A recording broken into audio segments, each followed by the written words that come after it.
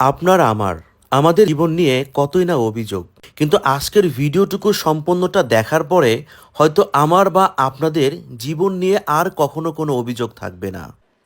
নাম বলরাম। তিনি জন্ম অন্ধ, দৃষ্টি প্রতিবন্ধী।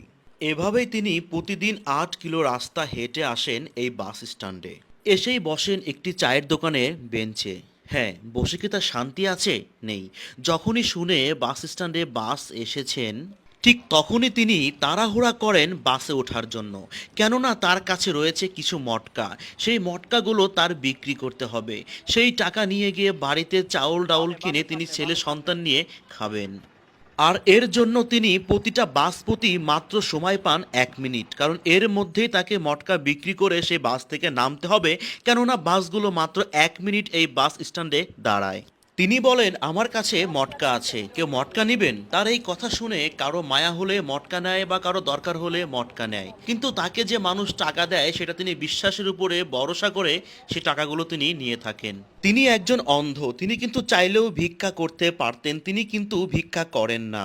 দিনের শুরুতে একটা বাসে উঠে বিক্রি হলো কিছু মটকা, পেলেন একটু স্বস্তি। বাস থেকে নেমে তিনি আবার সেই পুনরায় আগের জায়গায় গিয়ে বসে পড়লেন। ভাই যেমন কি বাসায় বাড়িতে নেন, বাচ্চা কাচ্চাদের লেগে নেন। আসসালামু আলাইকুম। ওয়ালাইকুম আসসালাম। কেমন আছেন? আছি মালিক জালে রাহে আর কি। ভালো আছেন? আছি ভালো। আচ্ছা, আপনি এই ব্যবসাটা কত বছর করেন? ৭৯ থেকে শুরু করছি আর কি। ৭৯ সন থেকে শুরু করেছেন হ্যাঁ এই ব্যবসা করেন? হ্যাঁ। আচ্ছা আচ্ছা। তো আপনার এখন মোটামুটি বয়স কত? বয়স ৬৭ চলে। ৬৭ চলে।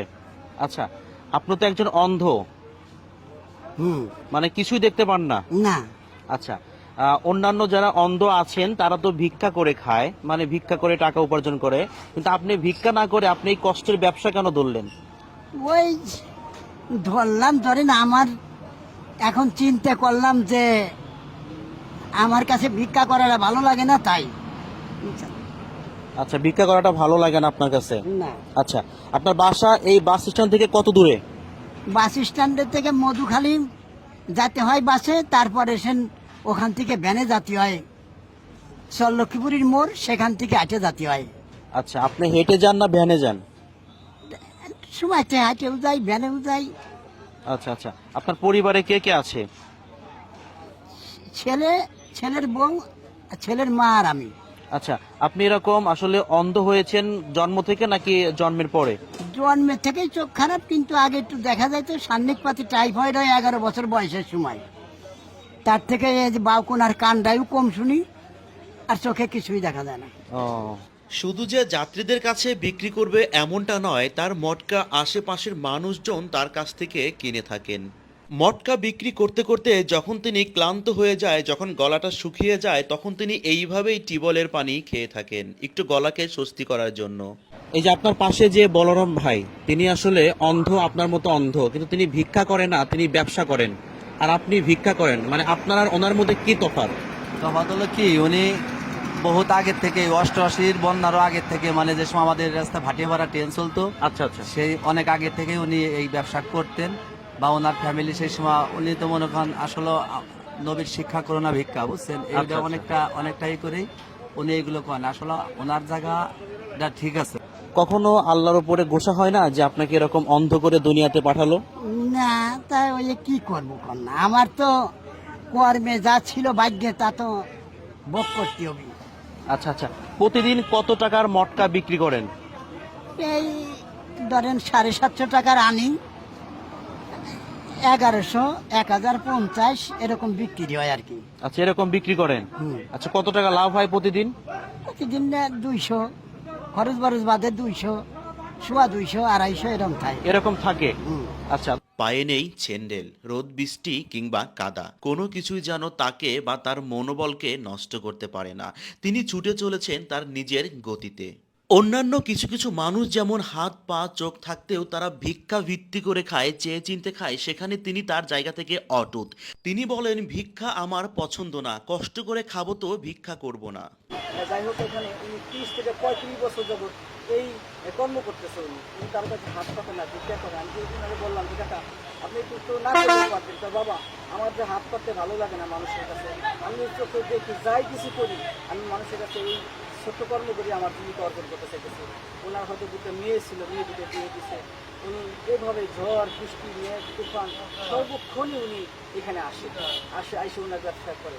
এই চোখে দেখেন আমরা অনেক সময় রাস্তা পার করে নিয়ে যাই পেশাব করার জন্য, বা ওনার একটু হেল্প করে গাড়িতে উঠাই দিই, বা উনি এখানে একটু বসে। আচ্ছা, অন্যান্যদের চোখ নাই আমরা দেখছি, তারা কিন্তু ভিক্ষা করে, আর আপনি ভিক্ষা করেন না। আসলে আপনার আর ওনাদের মধ্যে কি পার্থক্য? পার্থক্য আর কি, ধরেন সকলের হিসাব তো আর একরকম না। তারপরে ধরেন সকলের জ্ঞানও একরকম না। আচ্ছা আচ্ছা, তো সেক্ষেত্রে আপনার কি মনের কাছে ভালো লাগে যে আপনি ভিক্ষা না করে, আপনি কারো কাছ থেকে চেয়ে চিনতে না খেয়ে আপনি নিজে কষ্ট করে উপার্জন করতেছেন, আপনার একজন অন্ধ মানুষ হয়ে? আমার এইটাই ভালো লাগে যে কারো কাছে হাত বাড়ানো লাগতেছে না, এইটাই আমার যা হয় তাই, উপরওয়ালা যা দেয় সেই আমার ভালো। বাসায় বাড়িতে নেন, বাচ্চা কাচ্চাদের লেগে নেন। আপনি কয়টা থেকে কয়টা পর্যন্ত এখানে আসলে মটকা বিক্রি করেন? ধরেন 10:30 11টা সময় আসি, এই জায়গায় এসে পৌঁছাই। ও আচ্ছা আচ্ছা, মানে দিন কতগুলো গাড়ি আপনি ধরেন, এরকম করে দিন কতগুলো গাড়িতে উঠে মটকা বিক্রি করেন? হিসেব নাই, ধরেন কোনো দিন দেখা যায় যে বেলা 4টের সময় পুরো হয়ে যায়, আবার কোনো দিন 6টা বাজে যায়, কোনো দিন 7টা বাজে যায়, কোনো দিন 8টা বাজে যায়। এর তো কোনো বেচা কেনার কোনো নির্দিষ্ট ঠিক নাই, ওই অনেক যেদিন যেরকম হয় সেদিন সেরকম। আচ্ছা, এই যে গাড়িতে যখন ওঠেন আপনি একজন প্রতিবন্ধী, আপনার চোখ নেই, তো গাড়িতে ওঠার সময় কোনো ঝামেলা বা কোনো কখনো পড়ে গিয়েছেন এমন কোনো কিছু ঘটছে? নি এরকম ধরেন সকলেই এখন স্টাফ সকলেই সাহায্য সহযোগিতা আমারে করে, এই কারণে কোনো সময় যাত্রীতেও হাত ধরে নিয়ে গাড়ির কাছে দেয়, এই জন্য বিশেষটা অসুবিধা আমার হয় না। আচ্ছা, কখনো কি কেউ আপনাকে দয়া করে মায়া করে, হয়তো দেখা গেল যে আপনার মটকার দাম 10 টাকা, তারা কি কখনো একটু বেশি বাড়িয়ে দেয়? কোনো সময় তো দেয় কিছুটা। আচ্ছা আচ্ছা, আবার অনেকেই অনেক সময় উপহাস করে না যে আপনি কি অন্ধ নাকি এটা মিথ্যা, এরকম কেউ কিছু বলে? না, তা কেউ বলে না। ও আচ্ছা আচ্ছা, আচ্ছা, এই যে আপনি অন্ধ হয়ে যে আপনি ব্যবসা করতেছেন, রাস্তাঘাটে চলতেছেন, গাড়িতে মটকা বিক্রি করতেছেন, আসলে এই মনোবলটা আপনার কিভাবে আসলো? মনোবলটা ধরেন এটা কিটার দিকে হলো, আমি হলো আগে আপনার রেল লাইনে